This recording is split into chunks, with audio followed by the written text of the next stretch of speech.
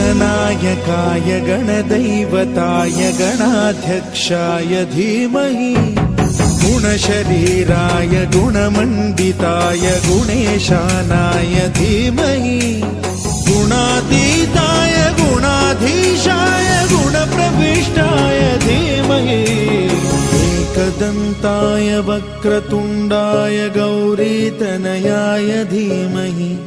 गजेशानाय भालचन्द्राय श्रीगणेशाय धीमहि एकदन्ताय वक्रतुण्डाय गौरीतनयाय धीमहि गजेशानाय भालचन्द्राय श्रीगणेशाय धीमहि गानचतुराय गानप्राणाय गानान्तरात्मने गानोत्सुकाय गानमत्ताय गानोत्सुकमनसे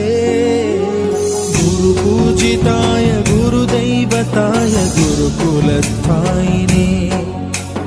गुरुविक्रमाय गुह्यप्रवराय गुरवे गुणगुरवे गुरुदैत्यकलक्षेत्रे गुरुधर्मसदाराध्याय गुरुपुत्र परित्रात्रे गुरुपाखण्डखण्डकाय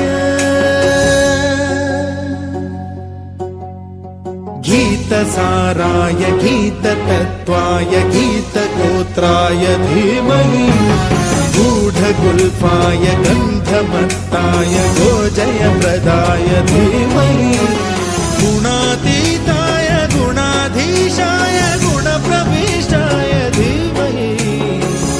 एकदन्ताय वक्रतुण्डाय गौरीतनयाय धीमहि गजेशानाय भालचन्द्राय श्रीगणेशाय धीमहि एकदन्ताय